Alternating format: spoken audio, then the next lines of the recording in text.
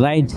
And మనం ఏదైతే ఇక్కడ అంబేద్కర్ విగ్రహం వద్ద ఉన్నామో ఇక్కడ పూర్తి స్థాయిలో స్కూల్ విద్యార్థులను కూడా నిలబడే పరిస్థితి లేకుండా అయిపోయింది. విద్యార్థులను కూడా ఇక్కడ చూడనివ్వట్లేదు. ఏదైతే రాజ్యాంగ నిర్మాత అంబేద్కర్ విగ్రహాన్ని చూడనిచ్చే పరిస్థితి లేదు. పూర్తి స్థాయిలో నిర్బంధం కొనసాగుతోంది. ఇక్కడ ఏదైతే ట్యాంక్ బండ్ పరిసరాల్లో పోలీసు అఫీషియల్స్ అంతా కూడా ఇక్కడ నిర్బంధం చేస్తూ ఉన్నారు. ఇక్కడ వీళ్ళు లేదా వేరే ఇతర రాష్ట్రాల నుంచి వచ్చిన వాళ్ళందరినీ కూడా ఇక్కడ నిలబడనివ్వట్లేదు.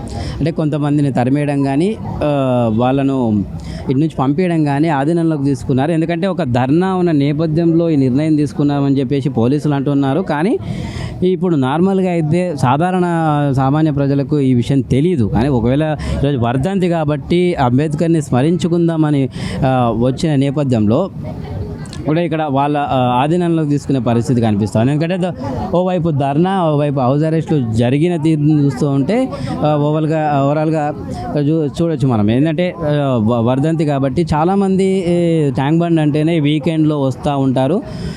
అయితే ఇప్పుడు కూడా చాలామంది స్కూల్ పిల్లల్ని కూడా ఏదైతే ఇప్పటిదాకా విద్యార్థులందరినీ కూడా ఇక్కడ ప్రజా విజయోత్సవ ఏదైతే అంబేద్కర్ విగ్రహం పక్కన ఏర్పాటు చేసిన ప్రజా విజయోత్సవ వారోత్సవ సభలకు విద్యార్థులను పిలుచుకున్నారు. ఆ విద్యార్థులు కూడా ఇక్కడ అంబేద్కర్ దగ్గర కాసేపు నిలబడి ఫోటోలు దిగుతుంటే ఫోటోలు దిగనీయకుండా, అలాగే ఇటు చూసుకుంటే ఇక్కడ జనాల్ని కూడా ఇటు కర్ణాటక రాష్ట్రం నుంచి వచ్చిన బీదర్ నుంచి వచ్చిన వీళ్ళని కూడా అంటే ఇటు నుంచి పంపించేయడం కానీ, అంటే ఇక్కడ చూడకూడదు, ఇక్కడ రాకూడదు, ఈ లోపల రాకూడదు అంటే సాధారణంగానే సంవత్సరం నుంచి తాళాలు వేసిన పరిస్థితి.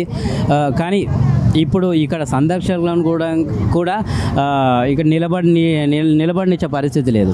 ఓవైపు ఇదే అంబేద్కర్ విగ్రహం పక్కన ప్రజా విజయోత్సవ సభలు చేస్తూ ఉన్నారు.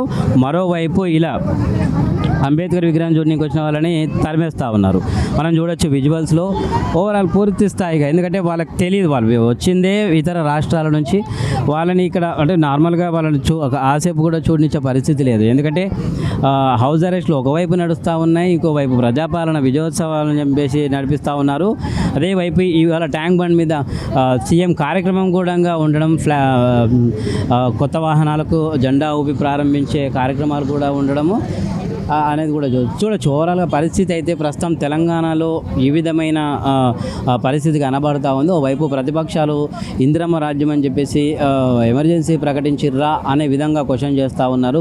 ఇది ప్రజాస్వామ్య పాలన కాదు, ఎమర్జెన్సీ పాలన కల్పిస్తూ ఉన్నదని చెప్పేసి కూడా ప్రతిపక్షాలు ఒకవైపు ఆందోళన వ్యక్తం చేస్తూ ఉన్నాయి. మరోవైపు ఎక్కడికక్కడ కొన్ని ప్రాంతాల్లో తెలంగాణ, ముఖ్యంగా హైదరాబాద్లో, తెలంగాణలో బీఆర్ఎస్ కార్యకర్తలను కావచ్చు, ప్రతిపక్షాల్లో ప్రధానంగా బీఆర్ఎస్ పార్టీ ఉంది కాబట్టి బీఆర్ఎస్ నిరసనలు వ్యక్తం చేస్తుంది కాబట్టి ప్రభుత్వాన్ని ఎప్పటికప్పుడు ప్రశ్నిస్తుంది అనే భావనతో వాళ్ళని హౌస్ అరెస్టులు, నిర్బంధాలు చేస్తున్నారని చెప్పేసి కూడా బీఆర్ఎస్ పార్టీకి సంబంధించి చెప్తా ఉన్నారు. అండ్ మనం ఇక్కడ చూస్తూ ఉన్నట్టయితే ఇక్కడ ఎవరికి రానిచ్చే పరిస్థితి లేదు. ఇప్పుడు ఎవరైనా బీఆర్ఎస్ కార్యకర్తలు ధర్నాకు పిలుపునిచ్చుకున్న సంగతి తెలిసిందే. కానీ ఆ ధర్నాకు పిలుపునిచ్చుకున్న దాన్ని ఆపేసి, పూర్తి స్థాయిలో ఆపేసి ఏదైతే వాళ్ళని హౌస్ అరెస్ట్ చేశారు. అండ్ ఓవరాల్గా ప్రస్తుతం ఇది పరిస్థితి. చూడాలి మరి ముందు ఏ విధంగా కొనసాగుతుంది ఈ నిర్బంధం అనేది వేచి చూడాల్సిందే.